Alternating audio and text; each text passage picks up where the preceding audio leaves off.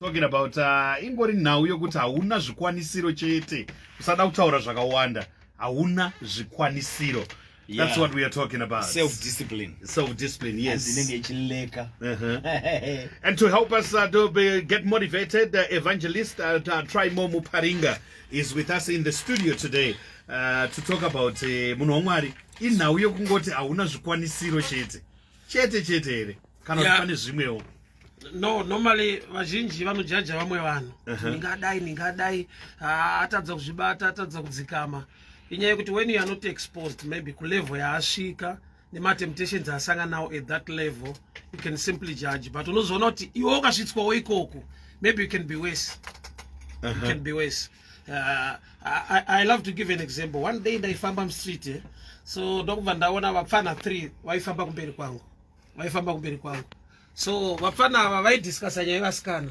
Sa 2 vaiti ndinoona mabebe ari kutifarira, kamwe kacho ndokubva karamba. So to my mind ndakati kamfana aka karibowa kakadisina basa, only to discover kuti age difference kakazomachuwa, kakabvawo nema feelings, kakava nemaonero ne-exposure to that level is worse than them.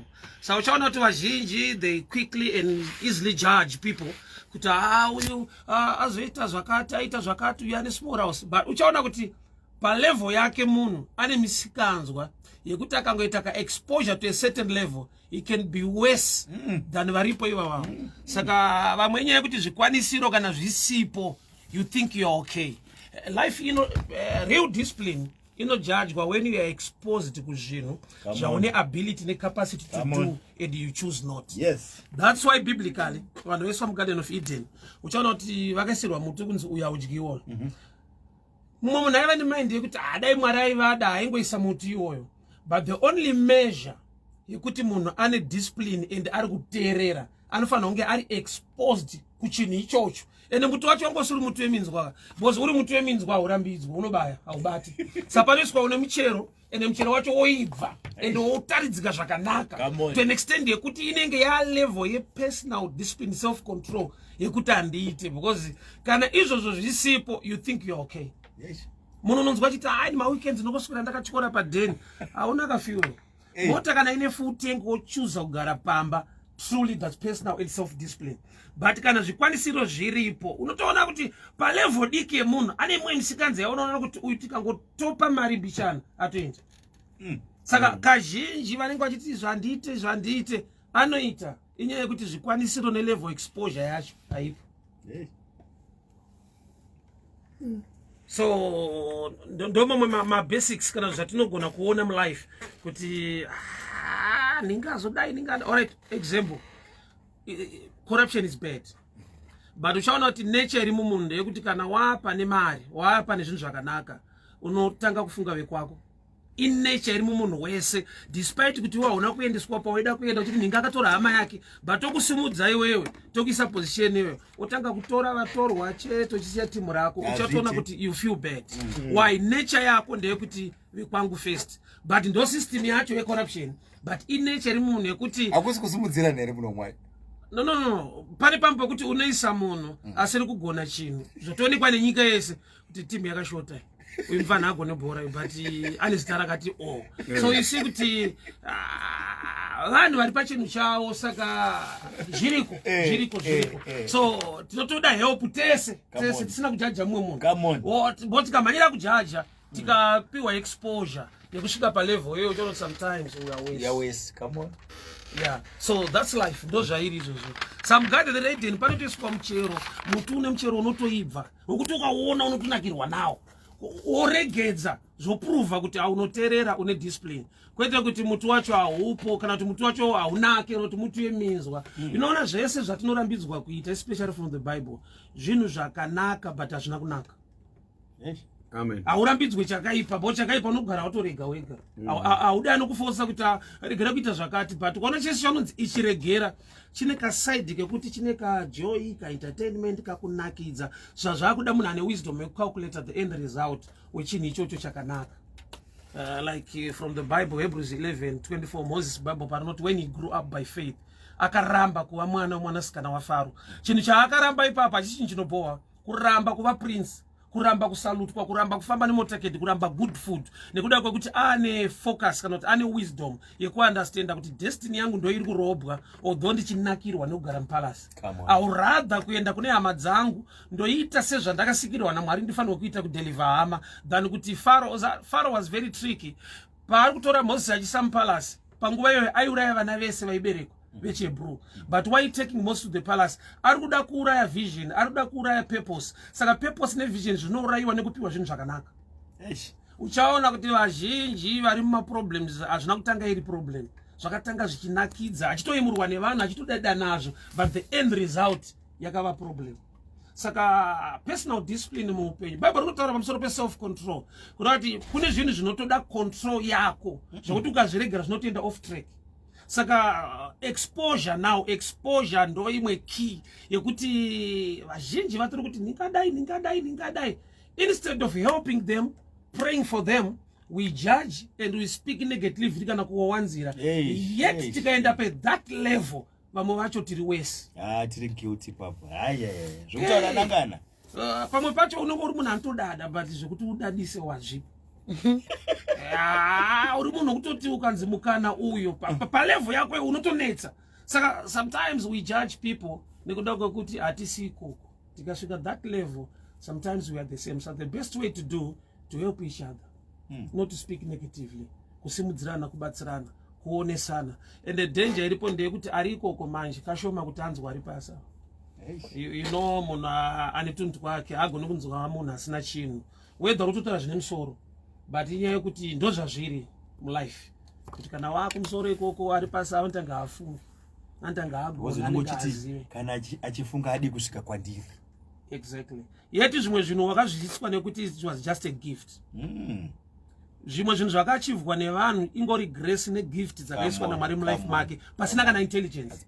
So we think kuti anazvo ari intelligent. Samchiona sometimes anoshandirwa nevanhu vari kumubatsira, vari kurana thing. Vanhu vazhinji vari successful, vazhinji vacho hasi ma great thinkers.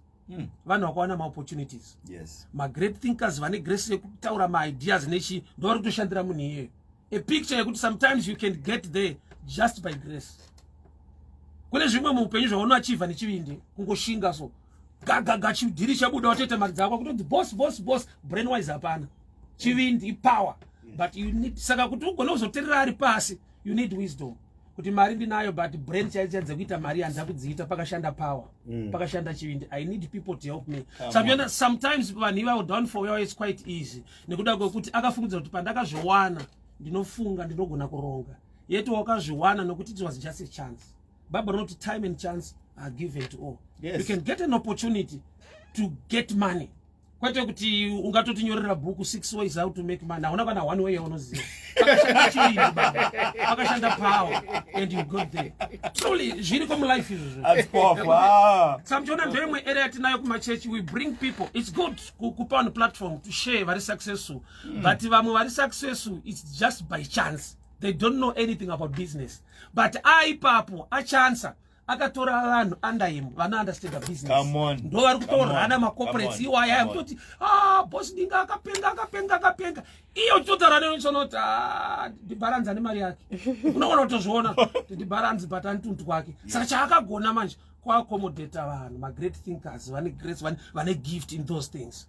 Vane ma degree vese vaunganidza vorana chinhu, iye achingonzi boss. That's wisdom now. Yes. But ukangoti ndachanza ndapa musoro, I'm a great thinker, zvese ndoronga, zvese ndoita, downfall yako it's gonna be easy. So life exposure inotiudza kuti munhu ane discipline here kana kuti ahana.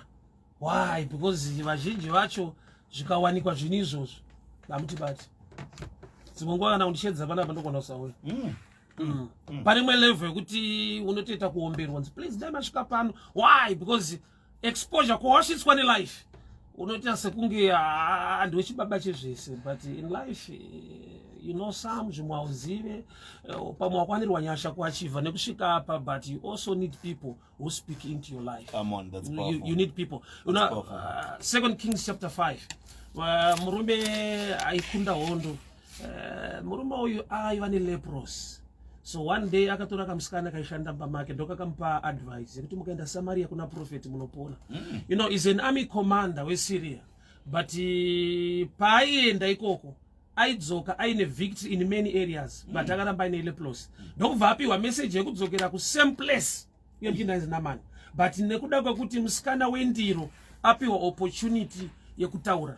Tine vanhu vatakaunza mulife kuti ndewendiro, but asi wendiro Mwari unoshanda in disguise sometimes. Unounzirwa munhu anosuka ndiro achakuudza chinounza success in business, chinotransform a life. He was an army commander, aunza musikana anoshanda mumba, but musikana achishanda mumba rimwe day akaisa ndiro pasi akapiwa opportunity yekutaura na mukuru. Right. Saka pani pamba yekuti tine vanhu vatakanyima platform yekutaura. Bone kuda kuti tinongoziva kuti uyu ndewe izvi, uyu ndewe izvi, uyu ndewe izvi. But sometimes tine vanhu vekuti tikavapa opportunity yekutaura mulife medu, despite level yavari, we can learn one or two on improve in certain or different area of life. That's true. That's true. So you need people in life who speak into your life. Nekuda kuti life inokuisa pekuti unofungidzira kuti unogona zvese, unoziva zvese, you can live anyhow. But ukashaiwa discipline, you can't go far. Discipline ndo the anchor in every sector of life. Ukava kuma sports, ukava ku business, ukava mu marriage, discipline ndo anchor yezvese. Yeah. But pamwe pacho aizo ngoya discipline asi munhu achitokwata okuendawo pakubonoitawo mafaro sevamwe asi achingowanda nokuti I'm disciplined. Chechi achivanzike manje. Kana mauri zvejoy zvirimo chinokupusha unoenda chete. Zvivanzika. Personal discipline chaichayo yekuti uri yekubatwa nesituation yakawanda zvayo. Tine vanhu vatinofungidzira kuti vane hunhu, inyaya ngoto kwakasaita hunhu wangabatsirike sei. Akasanzwisisa akasadzika anobatsirika sei. But akava nezvinhu zvake agone kutaura nevanhu. Saka chinhu icho chachivanzike nawo. Inenge mvura yanaya paground unoona pakubuda sora riripo, but kune zuva kuri dry haurione. Saka mari painouya haipe munhu character, mari mvura iri kunaya, sora ragara ririmo, mari inongo booster chaidzvanyirirwa nenhamo chirimo. Tine zvatiri zviri matiri zviri kudzvanyirirwa, pamwe nekushaya mota dzakanaka nekushaya mari, zvokuti chikauya ichocho Fano wafamba nemotikari chaicha ungada une mabhebhi mangani taro chokwadi. Ndosaka Mwari asina kutokupa mota. Asa kuti baiona kuti pakaipa. But ko discipline inonyanya oshanda here ka pane pamwe paunonzi you need to be strong. Ukada kutotedzera zvokuva disciplined apa kapa augwaze. Zvinobuda here. You know, issue discipline inoda kuti uve newisdom dzekuziva the end result of whatever you want to do. Zvimwe zvinhu zvakanaka zvinonakidza but azvipere mushi. No problem ezvinhu mulife manje. Saka discipline kuzvimanikidza isacrifice, kuzviomesera, kuzviisa pakona kuti akomana ka timu rangu raenda riri kusipakwa but chinhu chachipere mushi, family yangu inoenda pastuck nechinhu ichi. Kuzviomesera discipline saka zvitoda kuti utombokana kutonamata kuti Mwari ndibatsirei, because wega semunhu you can easily get carried away. Personal discipline yafane issue fame ikapinda mumunhu ine zvainoita zvisingadiwe nemunhu iye zvaaifungidzira kuti aite, ane mashoko aanotaura kana asimuka akuzikanwa nevanhu aisagona kutaura ari pasi apa. So the more you elevate in every sector of life, you must pray for God's grace. Iwo uchivavarira to be disciplined, wotodawo futi mweya waMwari, because zviri matiri munyama semunhu kana waikoko you can do anything. And ndakazviona even in preaching une messages dzaunoparidza wakabroka yekuti kana mari yacho yapo unotaura mushonga zvekuti vanhu vanoshama kuti achiri bishop wedu because wabo life inodaro. Saka zvinhu zvotoda kunamatirwa kuti Mwari ndibatsirei. The more people clap hands for you vachifara uchisimuka uchidi, the message inoenda ine katrend kekuchinja. So you can tell kana muchitera vashumiri wakawanda kuti dzairova dzaimbodai hanga ari munhu kungoenda kumusoroko zvatochinja to an extent yekuti akutoda kutonamatirwa. That's why there is need yekunamatira vanhu vaMwari. because the more yaunogona kushandiswa naMwari, pride creeps in. Pride, fame yamo, automatically the devil agara pa stand by to attack you. Pese pa uri kurise. Saka ndozona kuti kana maapatsano kwa mukataura message, tine ma message atinotaura atino regret. Siwashumiri, but andigona kuenda pamberi pano kuti apa ndakabhaisa apa anga ari manyemwa. Very few do that. Very few do that. Kuti apa ndakazongodai so, but anga ari manyemwa. I remember there's a certain prophet mwandinombodzwa so akazombotaura kuti pandakaprofita chibhora chechi sorry guys angangoma nyau ya asi zvemweya but inyaya kuti ndaingofunga kuti timu yakati inowina saka ndakanda kuti vanoenda munobeja kudidi. I respect that guy so much. One of a kind prophet akabuda pachena kuti pandakaprofita bhora riye pa World Cup apa yanga ari manyemo. But most of us manyemo acho tunatsvagira vhesi rekutsigira. Why? Because fame. That's powerful. So self-discipline, is it something that you're born with, or it's something that you need to be taught by someone, or something that you need the wisdom of God for you to have it? Number one, you need the wisdom of God. You are born with, but unoimprove wega ne wisdom inopinda mauri wako ziva the end result yekusava disciplined in every area. Saka you grow, you also learn. Those vakanakira life. Tine vakaenda kumberi kwedu in every sector and every field, whether ku radio, ku football, ku preaching, tine vanhu vakaenda kumusoro vakava successful, vamwe vakakundikana. So zvimwe you learn now kuti mudhara ndingaiparidza but paakazodai apa asvika pa exposure pa level akabaiza this way. Saka chini chachiitwe. Saka imwe discipline inouya through learning. Waona life dzevamwe, wadzidza kuti mana ukasimuka ukazodai unobaiza unodona. Saka one, you learn. Number two, you also pray for God's wisdom to help you. Because iri mauri ishoma ino develop newe by learning neku understand the life. 10 minutes before 9 a.m. is our time. It's Recovery Monday Morning Motivation as always. We take a commercial break. When we come back, we continue with self-discipline.